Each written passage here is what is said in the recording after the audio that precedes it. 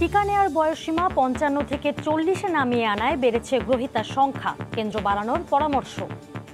এবছরই সবাইকে টিকা দিয়ে ফেলতে চাই, তাহলে প্রতিদিন ৩ লাখ থেকে সক্ষমতা বাড়িয়ে অন্তত পক্ষে প্রতিদিন ৫ লাখ থেকে ৬ লাখ টিকা দেওয়ার ব্যবস্থা করতে হবে। ইউনিয়ন পর্যায়ে কিংবা কমিউনিটি ক্লিনিকে নিয়ে যাই, যাতে করে মানুষ সহজে আসতে পারে। সেটা যদি হয় যে বিপুল সংখ্যক মানুষকে টিকা দিতে চাই, সেইটা অর্জন করা সম্ভব হবে।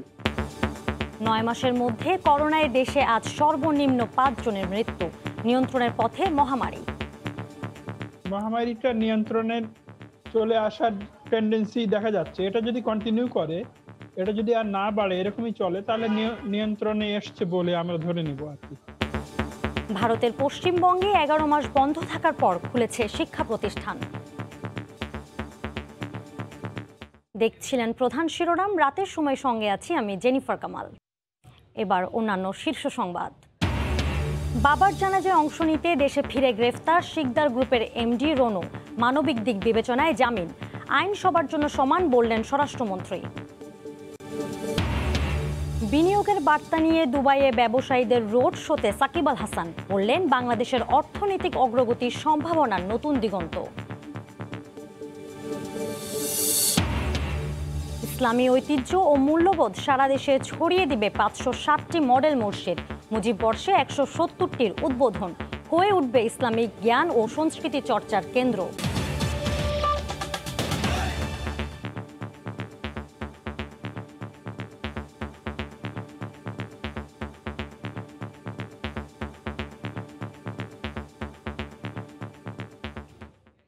দেশে কমে এসেছে কোভিড-১৯ মৃত্যু ও আক্রান্তের সংখ্যা। গত ৯ মাসের মধ্যে আজ সর্বনিম্ন ৫ জন মারা গেছেন। আক্রান্ত ও শনাক্তের হারও গত ৮ দিন ধরে ২% ঘরে। পরিসংখ্যান বিশ্লেষণ করে বিশ্লেষকরা বলছেন, কার্যকর ব্যবস্থা নেওয়া আর ভাইরাস দুর্বল হয়ে যাওয়ার ফলে মহামারী নিয়ন্ত্রণের পথে। ফারুক ভূঁইয়া রবিনের রিপোর্ট। মহামারী থেকে মুক্তির জন্য দেশজুড়ে কোভিড টিকার চলমান মহাযজ্ঞের মধ্যে সংক্রমণ চিত্র নিয়েও মিলছে আশা জাগানিয়া খবর। শুক্রবার স্বাস্থ্য অধিদপ্তরের সংবাদ বিজ্ঞপ্তিতে বলা হয়, সবশেষ ২৪ ঘন্টায় করোনা আক্রান্ত হয়ে প্রাণহানির সংখ্যা নেমে এসেছে ৫ জনে, যা গত ৯ মাসেরও বেশি সময়ের মধ্যে সর্বনিম্ন। কোভিড ছোবলে এর আগে কম মৃত্যু হয়েছিল গত বছরের ৬ মে ৩ জন। আর ২৪ ঘন্টায় ১৪,৩২৮ জনের নমুনা পরীক্ষায় আক্রান্ত শনাক্ত হয়েছেন ৪০৪ জন, অর্থাৎ শনাক্তের হার ২.৮২%। করোনা ভাইরাসের সাম্প্রতিক তথ্য বিশ্লেষণে দেখা যায়, ৪ ফেব্রুয়ারির পর শনাক্তের হার কখনো ৩% স্পর্শ করেনি।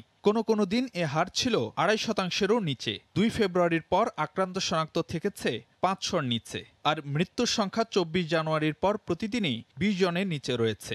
গত ৮ দিনের মধ্যে ৫ দিনই ছিল এক অঙ্কে।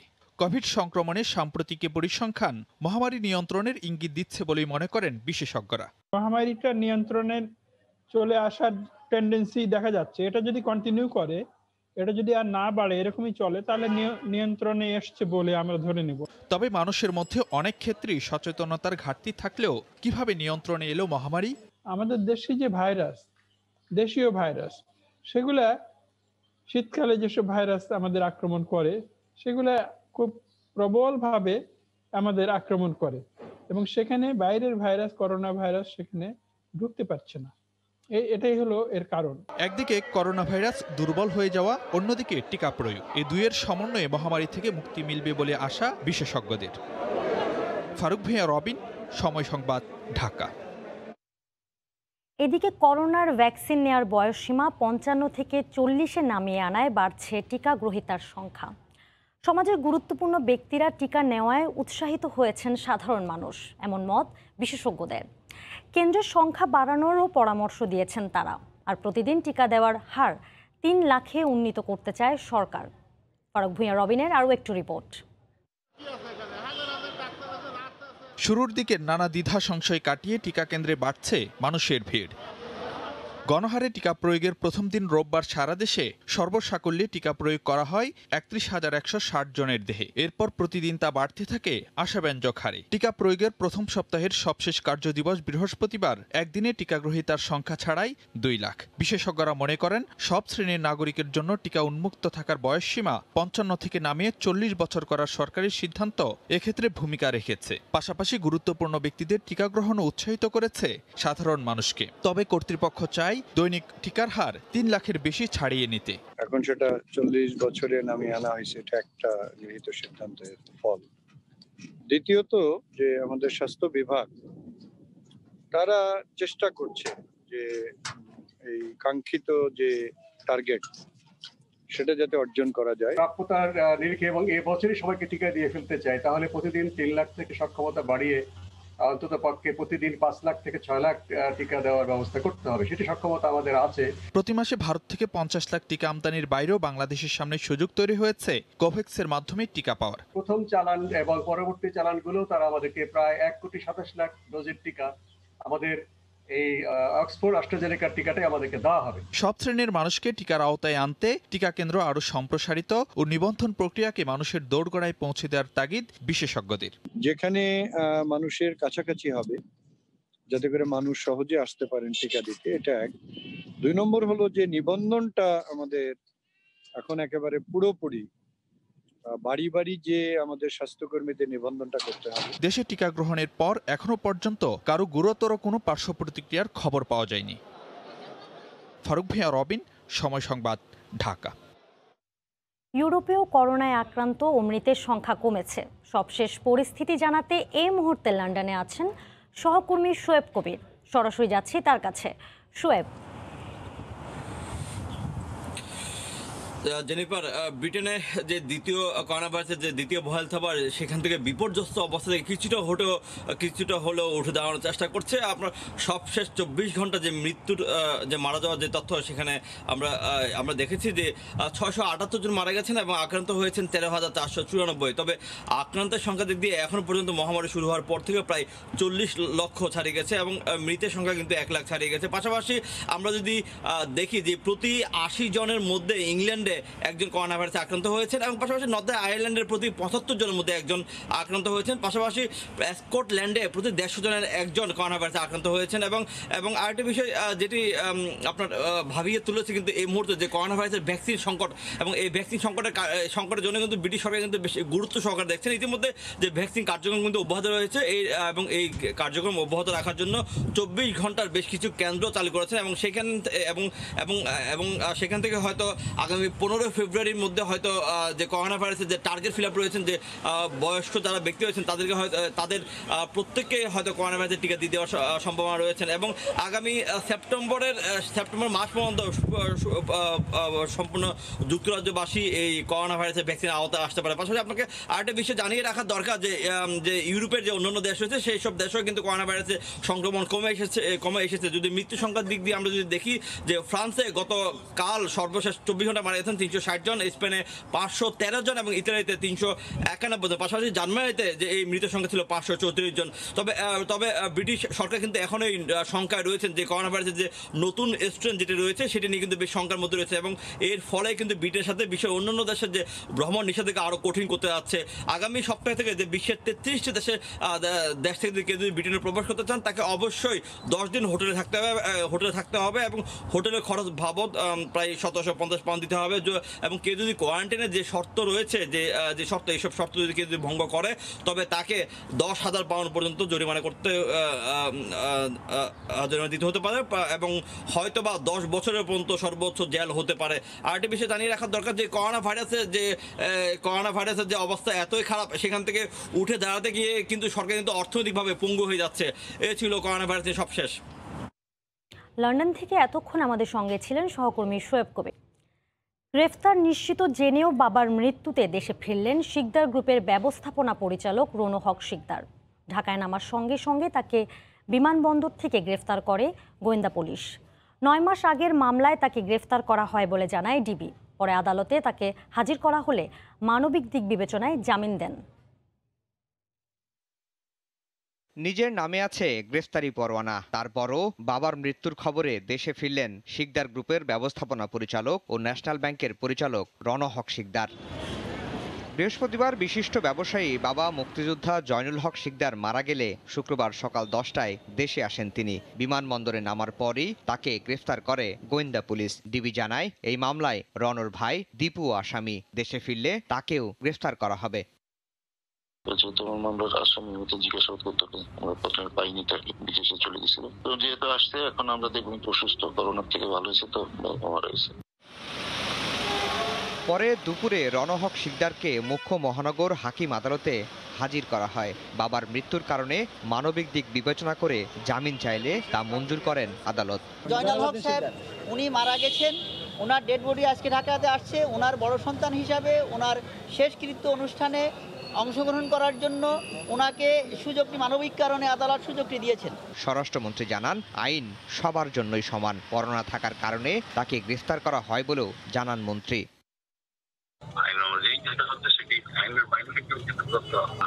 সবার জন্য সমান। একটি ঋণ প্রস্তাবকে কেন্দ্র করে নির্যাতনের অভিযোগে গত বছরের 19 মে রণহক শিকদার ও দীপু হক শিকদারকে আসামি করে গুলশান থানায় মামলা হয়। আফজাল হোসেন, সময় সংবাদ, ঢাকা। বিনিয়োগের বার্তা নিয়ে দুবাইয়ে ব্যবসায়ীদের রোড শোতে অংশ নিলেন বিশ্বসেরা অলরাউন্ডার সাকিব আল হাসান। শুভেচ্ছা বক্তব্যে তিনি প্রবাসীদের বাংলাদেশে বেশি বেশি বিনিয়োগের আহ্বান জানান। সাকিব আরও বলেন, গত এক দশকে বাংলাদেশের অর্থনৈতিক অগ্রগতির সম্ভাবনার নতুন দিগন্ত। দুবাই থেকে সিবলি আল সাদিকের রিপোর্ট। পুঁজিবাজারে প্রবাসী বাংলাদেশি ও বিদেশি বিনিয়োগকারীদের আকর্ষণে সংযুক্ত আরব আমিরাতে Bangladesh security and exchange commission আয়োজিত 4 দিনব্যাপী রোড শোর তৃতীয় দিনের অন্যতম আকর্ষণ ছিলেন বিশ্ব ক্রিকেটের অন্যতম নক্ষত্র সাকিব আল হাসান। বাংলাদেশের অর্থনৈতিক অগ্রগতির কথা তুলে ধরে ব্যবসায়ীদের দেশে বিনিয়োগের আহ্বান জানান তিনি। The way Bangladesh progressed in last 10, 12, 15 years, if it continues like that, I think we got a huge potential. I would like to encourage everyone to invest in Bangladesh. It will obviously benefit you and at the same time our country as well. And what I believe in 5-10 years time, Bangladesh will be a great country, and now is the time to develop, and to do that, this is the right moment to invest. So I would like everyone to welcome Bangladesh. আমাদের দেশে এখন বিনিয়োগের ব্যাপক সুযোগ, তো এই দুটার যোগসূত্র যদি আমরা করে দিতে পারি তাহলে ওনারাও একদিক থেকে লাভবান হবেন, দেশও লাভবান হবে। রোড শোর আয়োজকদের দাবি, বাংলাদেশ এখন অর্থনীতির বিভিন্ন সূচকে পার্শ্ববর্তী দেশগুলোর তুলনায় অনেক এগিয়ে, তাই তারা বিশ্বব্যাপী পজিটিভ বাংলাদেশের ভাবমূর্তি তুলে ধরতে চান। শিবলি আল সাদিক, সময় সংবাদ, সংযুক্ত আরব আমিরাত। ইসলামের সঠিক জ্ঞানের অভাবের সুযোগ নিয়ে প্রায় সমাজে বিশৃঙ্খলা সৃষ্টির সুযোগ নেয় এক শ্রেণীর স্বার্থান্বেষী মহল। তাই শান্তির ধর্ম ইসলামের ঐতিহ্য ও মূল্যবোধ সারা দেশে ছড়িয়ে দিতে দেশ জুড়ে 560টি মডেল মসজিদ নির্মাণ করছে সরকার, যার মধ্যে 170টির উদ্বোধন হবে মুজিব বর্ষে। এর মাধ্যমে মসজিদে নামাজ আদায় ছাড়াও ইসলামিক জ্ঞান ও সংস্কৃতি চর্চার মাধ্যমে গড়ে উঠবে পূর্ণাঙ্গ ইসলামী সংস্কৃতি কেন্দ্র। রংপুর থেকে ফিরে রাশেদ বাপ্পির রিপোর্ট, ছবি তুলেছেন এস.এম. সালাউদ্দিন। নির্মাণাধীন 4 তলা ভবন, তার পাশেই দৃষ্টিনন্দন সুউচ্চ মিনার। কদিন বাদে এই মিনার থেকে ছড়িয়ে পড়বে মুয়াজ্জিনের আজানের ধ্বনি। ধর্মীয় গোঁড়ামি আর কুসংস্কারের বিরুদ্ধে আরও এক পা এগিয়ে যাবে ধর্মপ্রাণ মানুষ। প্রধানমন্ত্রী শেখ হাসিনার উদ্যোগে দেশের প্রতিটি জেলা ও উপজেলায় একটি করে এমন 560টি মডেল মসজিদ ও ইসলামিক সাংস্কৃতিক কেন্দ্র নির্মাণ করছে সরকার। সাংস্কৃতিক কেন্দ্রের পাশাপাশি হজ প্রশিক্ষণ কেন্দ্র আছে। পুরুষ ভাইরা তো নামাজ পড়বেন, তার পাশাপাশি মা বোনদেরও নামাজের জায়গা আছে। মানুষ আল্লাহকে সেজদা করবে এমন একটি জায়গা নির্মাণ করে দেওয়া নিঃসন্দেহে একটি বড় সওয়াবের কাজ। প্রকল্প অনুযায়ী 40% জায়গার উপর জেলা পর্যায়ে 4 তলা এবং উপজেলা পর্যায়ে 3 তলা হচ্ছে মসজিদগুলো। সমাজে জঙ্গিবাদ জন্ম না হয় সেই কারণে এই মসজিদগুলি আমাদের একটা বিশাল ভূমিকা রাখবে। 8,722 কোটি টাকার এই প্রকল্পের পুরো অর্থায়ন করেছে বাংলাদেশ সরকার। ধর্মীয় মূল্যবোধ প্রতিষ্ঠিত হয়, সেখানে যেন এই নিজেরা কুসংস্কার থেকে বা গোড়ামি থেকে তারা মুক্ত থাকতে পারে, এই ধারণা থেকেই মূলত মডেল মসজিদ মসজিদগুলো নির্মাণ করা হয়েছে। এছাড়া মাদ্রাসা শিক্ষার আধুনিকায়নে দেশের প্রতিটি সংসদীয় আসনে 6টি করে সারা দেশে 1800টি মাদ্রাসা নির্মাণ করছে সরকার। মাদ্রাসা মনে করেন এখান থেকে 4 মাইল দূরে যাওয়া লাগছে, এখন মনে করেন নিকটবর্তী আল্লাহর রহমত পাইতেছি আমরা। প্রচলিত সকল ধ্যান ধারণা ভেঙে দিয়ে সারা দেশে এখন উদ্বোধনের অপেক্ষায় এমন 560টি মডেল মসজিদ। স্থানীয়রা বলছেন এর মাধ্যমে মসজিদ শুধু প্রার্থনালয় নয়, রূপ নিবে একটি ইসলামিক সাংস্কৃতিক কেন্দ্রে, ভূমিকা রাখবে জ্ঞান বিজ্ঞান চর্চা সহ ইসলামের অপব্যাখ্যা রোধেও। রাশেদ বাপ্পি, সময় সংবাদ, রংপুর। নাম তার বাঘ, একাধারে পরিবেশ বান্ধব, সাশ্রয়ী এবং নিরাপদ বটে। তবে এটি কোনো বনের বাঘের গল্প নয়, এটি একটি 3 হুইলারের গল্প। এতে আছে ওয়াইফাই সুবিধা, টিভি দেখার ব্যবস্থাও। প্রচলিত এসিড ব্যাটারির বিপরীতে এটি তৈরি হয়েছে পরিবেশ বান্ধব সোলার ও লিথিয়াম ব্যাটারির সমন্বয়ে। যথাযথ পৃষ্ঠপোষকতা পেলে দেশীয় চাহিদা মেটানোর পাশাপাশি অদূর ভবিষ্যতে বাঘ আয় করতে পারবে বৈদেশিক মুদ্রাও। সম্পূর্ণ দেশীয় এই উদ্যোগের মূল কাণ্ডারি কাজী জসিমুল ইসলাম বাপ্পির সঙ্গে কথা বলেছেন আতিকুর রহমান তমাল। অটোরিকশা, জেলা শহর থেকে শুরু করে মহানগর সর্বত্রই এখন ছড়িয়ে গেছে এসিড ব্যাটারি চালিত 3 চাকার এই যান। ব্যাটারিগুলোর মেয়াদ শেষে এর এসিড পরিবেশের জন্য মারাত্মক ক্ষতির কারণ হয়। শুধু তাই নয়, যাত্রীর গলায় কাপড় পেঁচিয়ে মৃত্যুর ঘটনাও অহরহ। কয়েক বছর থেকে এই যানগুলোই দাপিয়ে বেড়াচ্ছে গোটা দেশ। এদিকে রাজধানী ঢাকাতেও বহু বছর থেকে নেই সিএনজি অটোরিকশার নতুন নিবন্ধন। তাই পুরনো নাম্বারের একটি অটোরিকশার দাম আকাশ ছোঁয়া। এই যখন দশা, তখন এই উদ্যোক্তা আমাদের জানাচ্ছেন তারা এমন একটি 3 চাকার যান বানিয়েছেন যেটি পরিবেশ বান্ধব লিথিয়াম আয়ন ব্যাটারি দিয়ে তৈরি। এই যানে রয়েছে সোলার সিস্টেম, যার সাহায্যে চলা যাবে 40 কিলোমিটার পথ, আর ব্যাটারিতে চলবে 90 কিলোমিটার। এর ভেতরে ও বাহিরে রয়েছে 2টি সিসিটিভি ক্যামেরা, যে কারণে চাইলেই মালিক ড্রাইভারের গতিবিধি পর্যবেক্ষণ করতে পারবেন। It's a lithium ion hybrid battery. এইটা সোলার বেসড পাওয়ার, এইটা ফুল কাভার্ড বডি, স্টিল বডির তৈরি। এটা 40 কিলোমিটার সোলারে চলবে, 5 ঘন্টা চার্জ দিতে পারলে এটা 90 কিলোমিটার চলবে। আছে ওয়াইফাই, টিভি দেখা, ফোন চার্জার এবং জরুরি প্রয়োজনের অ্যালার্ম সিস্টেম। এখানে একটা প্যানিক বাটন আছে। এই প্যানিক বাটনটা প্রেস করলে এই গাড়িটা 5 কিলোমিটার স্পিডে চলে যাবে এবং 20 মিনিট কেউ এই ভেহিকেল আর অন করতে পারবে না। 7 জন যাত্রী পরিবহন করতে পারা এই যানটি তৈরি করেছে বাঘ ইকো মোটরস। সব ঠিক থাকলে চলতি বছরই বাণিজ্যিকভাবে উৎপাদনে যাবে বাঘ। মিলিটারি সায়েন্স অ্যান্ড টেকনোলজি থেকে এটাকে ফুললি টেস্টেড এবং এপ্রুভড। রেজিস্ট্রেশনটা পেলেই 26শে মার্চ আমাদের 50টা ভেহিকেল মেড ইন বাংলাদেশ আমরা বাজারে আসতে পারবো। এই উদ্যোক্তা আমাদের বলছেন শুধু উৎপাদন নয়, তার পরিকল্পনা হলো এই যান দিয়ে তিনি রাইড শেয়ারিংয়েও নামবেন। সেক্ষেত্রে বাঘই হবে প্রথম নিজস্ব পরিবহনের রাইড শেয়ারিং কোম্পানি। এটির দাম পড়বে সর্বোচ্চ 4 থেকে 6 লাখ টাকা। বাংলাদেশে যে যানগুলো তৈরি হয় তার বেশিরভাগই বাইরে থেকে পার্টস এনে সংযোজনকৃত, কিন্তু বাঘই হবে দেশের প্রথম নিজস্ব উৎপাদন, এমন দাবি উদ্যোক্তার। আতিকুর রহমান তমাল, সময় সংবাদ, ঢাকা। চীনা চান্দ্রবর্ষ বা নববর্ষ উদযাপনের মধ্য দিয়ে দেশটিতে শুরু হয়েছে ঐতিহ্যবাহী বসন্ত উৎসব। এর অন্যতম আকর্ষণ গালা নাইট, যেখানে মনোমুগ্ধকর পরিবেশনায় দর্শক মাতান হাজারো শিল্পী। মঞ্চ জুড়ে পেখম মেলে আছে ময়ূর। বসন্ত উৎসবে গালা নাইটে নানা বেশে নাচ গানের এক উৎসবে মেতেছে চীনাবাসী। উৎসবটা চীনের, কিন্তু আছে বিশ্বায়নের প্রভাব। স্প্যানিশ, রুশ, আফ্রিকান, মিশরীয় ঐতিহ্যের পরিবেশনায় মুগ্ধ দর্শক। উৎসবের অন্যতম পরিবেশনা হলো চীনের বিখ্যাত সিংহ নাচ ও বর্ণিল শোভাযাত্রা। ঐতিহ্যবাহী পোশাক পরে ছেলে বুড়ো সবাই এতে অংশ নেয়। 100 বছরেরও বেশি সময় ধরে পালিত হয়ে আসছে এই উৎসব। ভবিষ্যতেও আমরা যে কোনো মূল্যে এই উৎসব পালন করে যাব। প্রার্থনা করি আমাদের দেশের যেন আরো উন্নতি হয়। চান্দ্রবর্ষের প্রথম দিনটিকে চীনারা নববর্ষ হিসেবে পালন করে থাকে।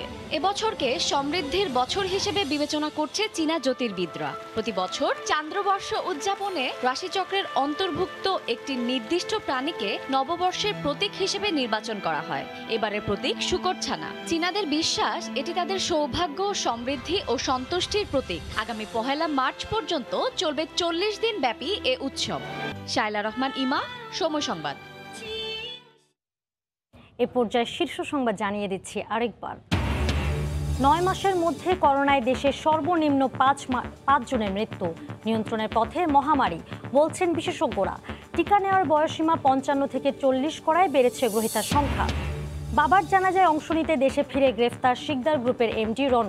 মানবিক দিক বিবেচনায় জামিন, আইন সবার জন্য সমান বললেন স্বরাষ্ট্রমন্ত্রী। এই ছিল রাতের সময়, সঙ্গে থাকুন সময়ের।